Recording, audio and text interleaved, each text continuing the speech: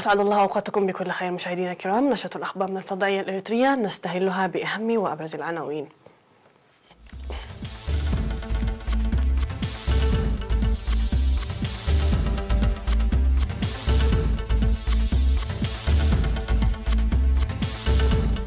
سكان رورا حباب يؤكدون جاهزيتهم لإنجاح البرامج التنموية. تحسين حياة المعاقين في الإقليم الجنوبي. الاتحاد الوطني للمرأة بالقاشبركة يؤكد العمل الدؤوب لتعزيز تأطيره. قتلى بهجوم انتحاري على أكبر سجون أفغانستان.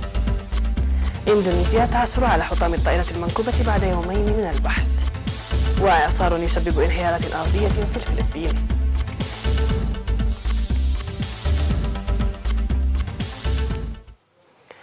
من العناوين إلى التفاصيل، أهلا بكم. أكد سكان منطقة رورا حباب في اللقاء الذي أجراه معهم مدير المديرية السيد يعقوب إدريس جاهزيتهم لتعزيز مساهماتهم من أجل إنجاح برامج التنمية الجارية. وذكر السيد يعقوب في اللقاء الذي أجراه مع سكان ضاحية بقلة التحول الملموس في الوعي والحياة المعيشية بفضل الخدمات المشيدة عبر مراحل وخاصة الخدمات الصحية، مفيدا أهمية المشاركة الأهلية لتطويره. وأشار السيد يعقوب إلى الجهود الجارية لجلب حلول مؤقتة لإشكالية المياه والطرق الوعرة التي تواجه السكان حتى تتاح فرص إيجاد الحلول الدائمة، داعيا إلى تعزيز المبادرات التي يتخذها السكان للاستفادة الجيدة من مواردهم. وقال السيد يعقوب فيما يتعلق بالمجال الزراعي إنه يوجد برنامج لتنمية البساتين وزراعة أشجار البن والتفاح باستفادة المزارعين من إنسابية المناخ المتوفر لديهم في المنطقة. وأوصى السكان بدورهم إلى منح ضمان مياه الشرب الصالحة أهمية أكبر وإيجاد حلول دائمة لطريق نقف لابا الذي ينجرف سنويا بالسيول وغيرها من الآراء والتوصيات.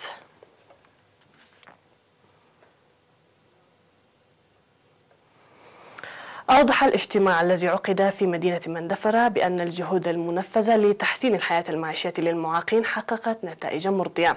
وأوضح مسؤول فرع الجمعية الوطنية لمعاقي الحرب في الإقليم الجنوبي السيد تسفالدت منغستو في الاجتماع عن القيام بتأهيل الأعضاء في مختلف مجالات العمل. من جانبه أوضح رئيس الجمعية الأستاذ جبر برهان إياسو أن الجمعية قامت بشراء 290 دراجات نارية و5 حافلات بأكثر من 8 مليون نقفة لحل إشكالية حركة المعاقين وتوزيع 3200 كرسي متحرك وعكازات قدمت من فروع الخارج، إضافة إلى تقديم النظارات وأجهزة السمع لحل إشكالية النظر والسمع. وأشار إلى برامج الجمعية لتقوية القدرات المؤسسية والاقتصادية للجمعية وتطوير العلاقة مع الشركاء والقيم بالتسجيل والتنظيم وتطوير الخدمات المقدمة وتوسيع خدمات القروض وضمان توفير الدعم.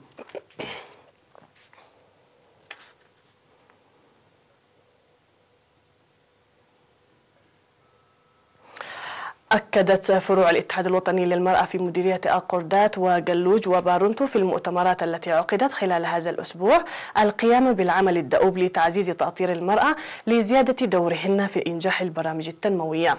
وأوضحت مسؤولات الفروع الثلاث بأن المرأة تلعب دورا رائدا في إنجاح البرامج التنموية، وبفضل هذه المشاركة البناءة أصبحت مستفيدة من الخدمات الاجتماعية المختلفة، مشيرات إلى العمل الجاد معطيات اهتمام أكبر لتأطير شابات بشكل أكبر مستقبلا.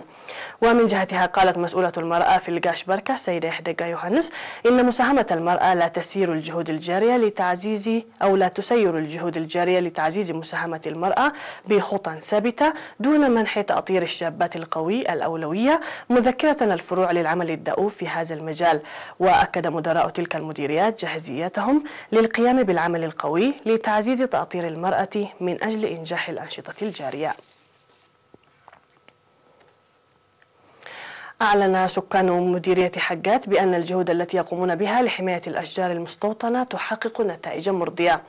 وأشار السكان إلى أن الغابات التي كانت تقتلع لمختلف الأسباب وإثر ذلك أو أثر ذلك على البيئة، ويقومون إلى جانب منع قطع الأشجار بغرس شتول الأشجار الجديدة.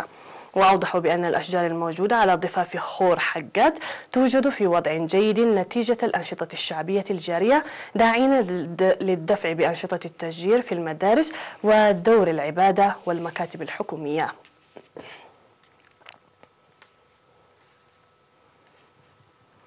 عقد اجتماع في مديرية قلعلو بإقليم شمال البحر الأحمر لبحث حماية الموارد الطبيعية والاستخدام الجيد لها.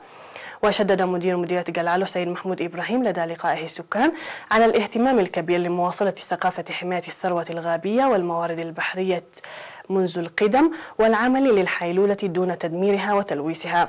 وحول تنفيذ البرامج التنموية دعا السيد محمود للاستفادة الجيدة من مؤسسات الخدمات الاجتماعية وتعزيز المشاركة في المشاريع المنفذة حسب الأولوية. وطالب السكان لسد النقص في الكادر الصحي وارتقاء المدارس الابتدائية إلى المتوسطة والاهتمام بمشكلة المواصلات. مشاهدينا الكرام، نعود مع الأنباء العالمية بعد هذا الفاصل.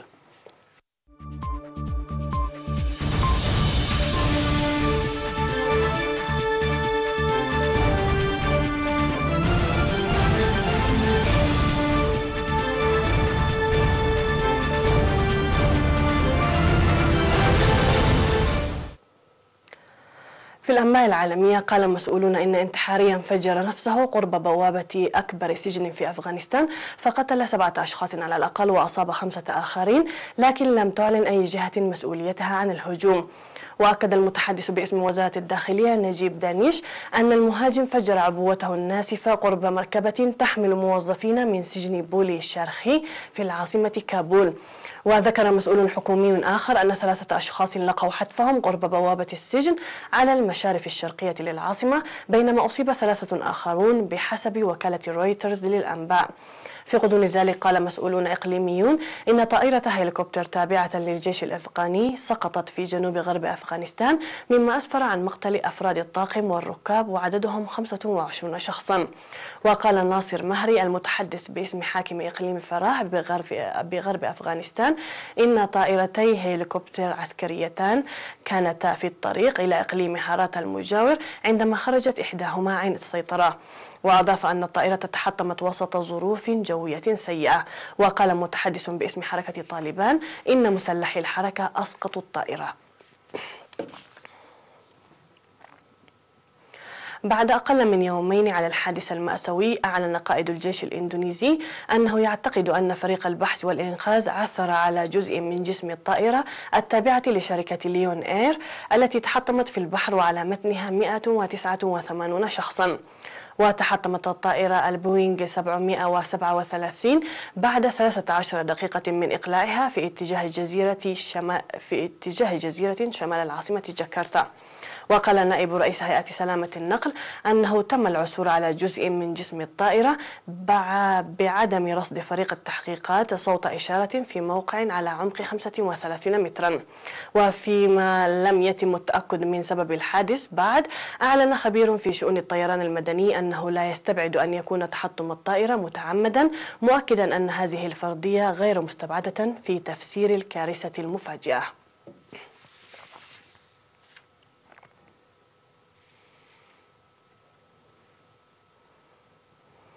ذكر مسؤولون في الفلبين أن 4 أشخاص لقوا حتفهم في انهيارات أرضية حاصرت 31 آخرين على الأقل في منطقة جبلية بعدما ضرب الإعصار يوتو البلاد بريح قوية وأمطار غزيرة. وقالت هيئة الأرصاد الجوية إن الإعصار يوتو، وهو العاصفة 18 التي تضرب البلاد هذا العام، اجتاح جزيرة لوزون الرئيسية بريح بلغت سرعتها 140 كيلومترا في الساعة قبل أن يتجه غربا فوق بحر الصين الجنوبي. وأفادت السلطات المحلية بأن الانهيارات الأرضية سدت الطرق، مما منع فرق الإنقاذ من الوصول إلى 31 شخصا حوصروا بسبب انهيار أرضي وابتلع مبنى للحكومة المحلية في إقليم ماونتين. وذكر تقرير للشرطة أن انهيارا أرضيا آخر في إقليم إيفوجاو أودى بحياة رجل و3 أطفال.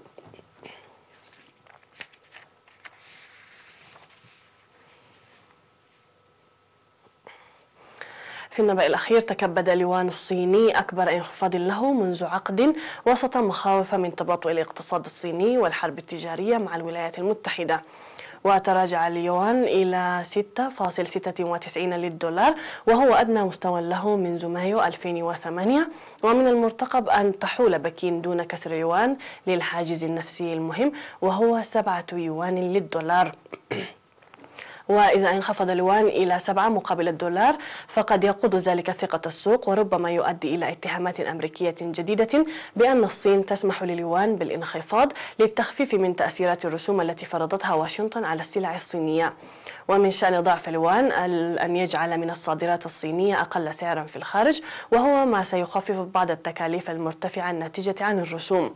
هذا وقال الرئيس الأمريكي دونالد ترامب إنه يعتقد أنه سيجري التوصل إلى اتفاق جيد مع الصين بشأن التجارة، ولكنه حذر من أنه مستعد لفرض رسوم على سلع صينية بمليارات الدولارات إذا استحال إبرام الاتفاق.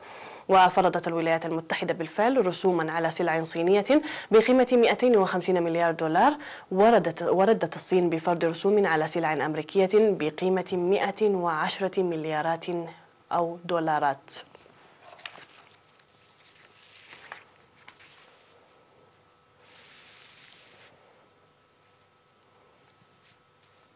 نهاية النشر مشاهدينا الكرام، شكرا لكم على حسن المتابعة، تحية لكم أينما كنتم، إلى اللقاء.